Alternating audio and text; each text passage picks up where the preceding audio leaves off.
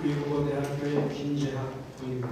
주제는 미국의 대한민국 확장억제의 실효성 그리고 향후 북한의 핵개발 대응책 보장입니다.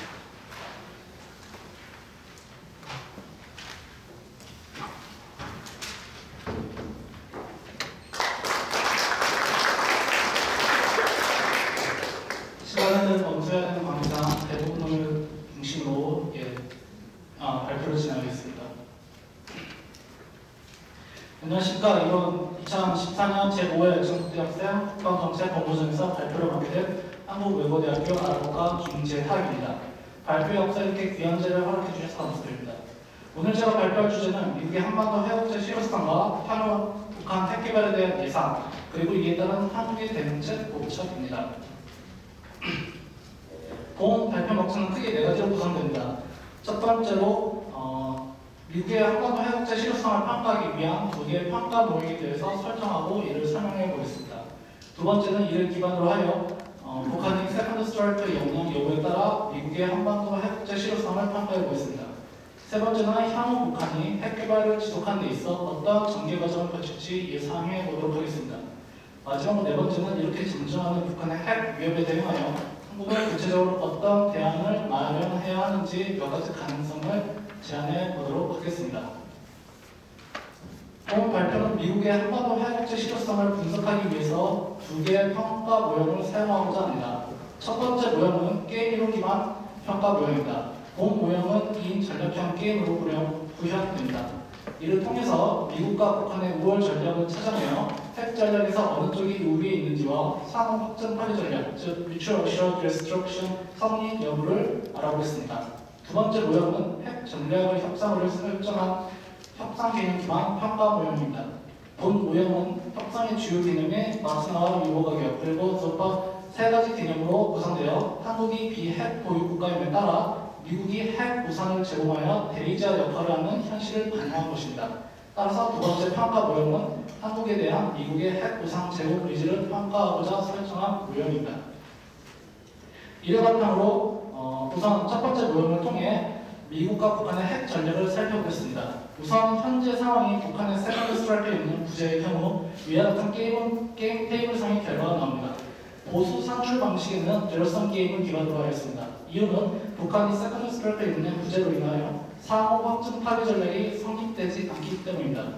미국의 선택에 따른 보수 총합 산출 방식으로 우월 전략을 살펴보면 핵 공격 선택이 합리적 선택입니다. 반면 북한의 경우 보수 총합 산출 방식에 더하여 선택에 따른 미국의 핵 공격 결정 확률과 평균 피해 기대값 산출 방식으로 우월 전략을 살펴보면 북한의 합리적 선택은 핵 공격 포기입니다. 그러나 북한이 세컨드 스트라이크 역량을 갖췄다고 전제할 경우에는 다른 결과가 나옵니다. 이 경우에는 상호 확정 파괴 전략이 성립합니다. 즉 미국 입장으로서는 북한에게 아무리 많은 핵 공격을 하더라도 북한으로부터 단 한 발의 핵 공격을 당하더라도 미국으로서는 피로스의 승리를 가져올 뿐입니다. 따라서 상호 확정 파괴 전략을 반영하기 위해 보수 산출 방식을 제로섬에서 네거티브섬 게임이라는 다소 특이한 산출 방식을 채택하여 피해 기대값만을 산정하였습니다. 이에 따르면 미국과 북한은 선택에 따른 피해 보수 총합에서 핵 공격 포기가 최선의 선택이라는 공통된 결과가 도출됩니다.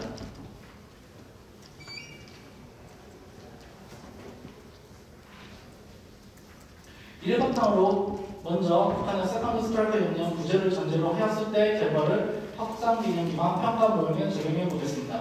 해당 모형에서의 협상이란 상호 핵 공격을 하지 않는다는 것을 의미합니다. 그런데 앞서 나온 결론에서 미국은 핵공격 선택이 우월 전략, 북한은 핵공격 포기가 우월 전략이었습니다. 이것은 협상에서 미국의 파트너는 우월 파트너와 북한은 열등 파트너를 가짐을 의미합니다. 그리고 협상에서 우월 파트너는 협상가로 하여금 자신의 이익 영역을 극대화시키기 위해 적극적인 유보가격 설정을 유도합니다. 반면 열등 파트너를 가진 협상가는 협상을 유지시키기 위해 수동적인 유보가격 설정을 할 수밖에 없습니다. 이것은 기존의 미국 이익 영역에 있는 한국 안보는 협상 타결 범위에 벗어날 가능성이 높음을 의미합니다. 따라서 북한이 한국 안보를 침해하려고 할 경우 미국이 확장 억제를 행사하고자 하기에 북한은 한국 안보 침해를 포기할 가능성이 높습니다. 그러나 북한의 세컨드 스트라이크 영역 확보 전제의 경우 상호 확정 파기 전략으로 인해 미국과 북한 모두 핵공격 포기가 5월 전략임을 아까 확인하였습니다. 따라서 미국과 북한 모두 협상을 유지시키는 것이 최선이며 이것은 미국과 북한 둘 다 열등 파트너를 가지는 의미입니다. 이는 조파 범위가 늘어나며 이에 정비례하여 협상 타결을 가는 영역 역시 늘어남을 뜻합니다. 이를 협상 기능 기반 평가 모형에 적용할 경우 다음과 같은 결과가 나옵니다.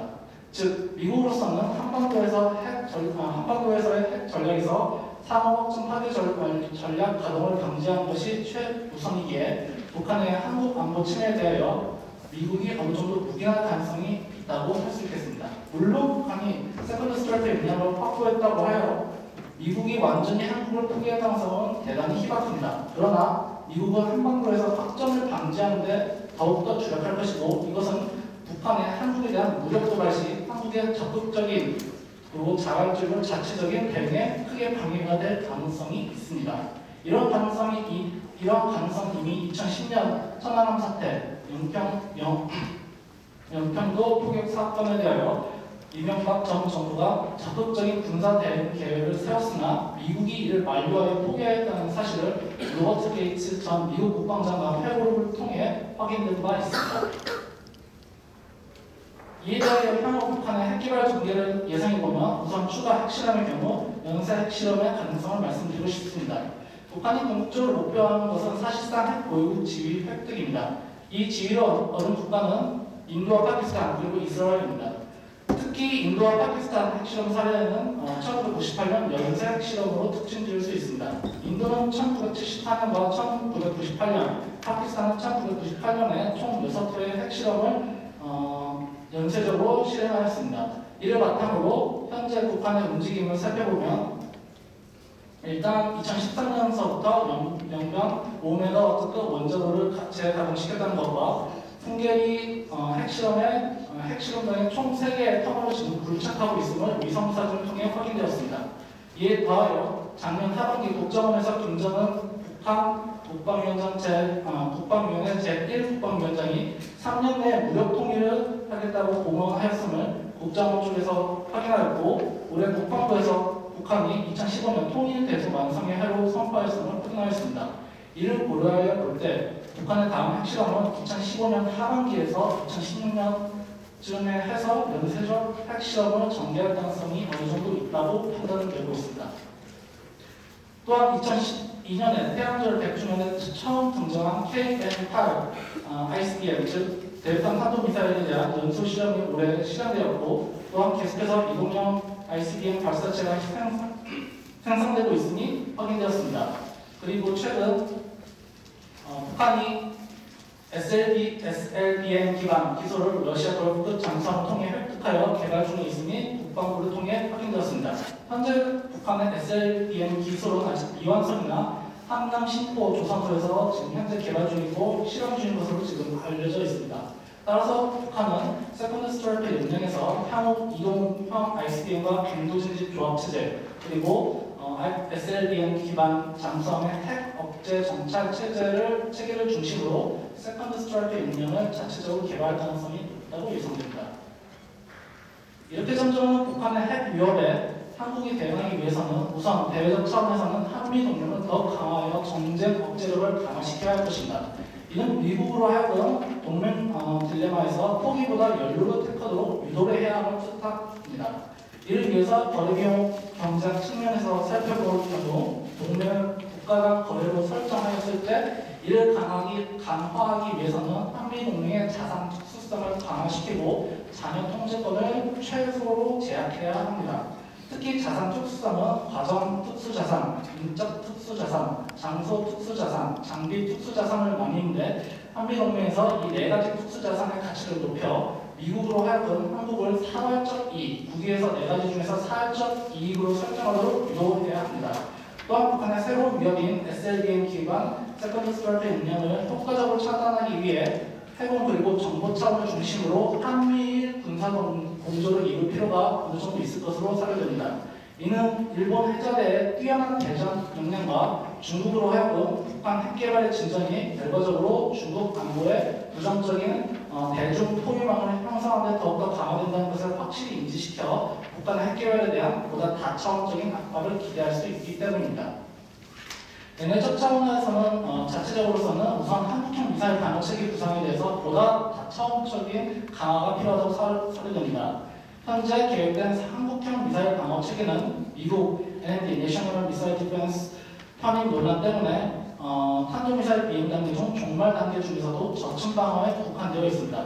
그러나 보다 북한의 탄도미사일 위협에 효과적으로 대응하기 위해서는 요격 영역을 종말 단계 전체로 확장할 필요가 있습니다. 따라서 예측받은 요격 체제인 따라도와 탐지 체제 (Transportable Radar Surveillance) 레이더 도입을 제안합니다. 또한 중국의 반발을 최소화하면서 동시에 미국과의 미사일 방어 협력을 위해 요격 체제는 제외하되 탐지 체제는 도입하여 한미 동맹 차원에서 운용할 것을 제안합니다. 또한 키루체인의 효과적인 선제 조치를 위해 한미 동맹 차원에서 우주 차원의 정보 인프라 협력 및 공유를 제안합니다. 더욱이 이러한 점은 앞서 언급한 한미동맹 자산 특수성에서 장소 특수자산, 과정 특수자산, 장비 특수자산 강화에 해당됩니다. 따라서 한미동맹 강화와 한국형 미사일 방어 체제 강화가 상호 연계되면 시너지 효과를 가질 것으로 기대됩니다. 그리고 이와 더불어 또 다른 북한의 대량 살상 무기인 생화학 무기에 대한 보다 적극적인 대응을 시급히 확보해야 할 것입니다. 핵무기와 달리 생화학 무기는 쓰는 데 있어서 더욱더 부담도 없을 뿐더러 테러 등을 통해서 여러 가지 방법을 통해서 은밀히 공격을 할 수 있고 책임자를 찾기가 어렵습니다. 그리고 그 피해 상황이 바로 효과가 바로 나오는 것이 아니라 시간이 지난 후에 표면화되기 때문에 2차적인 피해가 발생할 수가 있습니다. 따라서 현재 한국에게 피해를 줄 수 있는 북한의 가장 실질적이고 위협적인 요소가 바로 이 생화학 무기이기 때문에 이에 대한 보다 적극적이고 구체적인 한국 내에서의 그런 대응책이 마련되어야 할 것으로 보이고 거기에 대해서 좀 나와 있듯이 제가 구체적으로 서술한 바가 있습니다. 예, 이쯤에서 요걸로 해서 마치도록 하겠습니다. 감사합니다.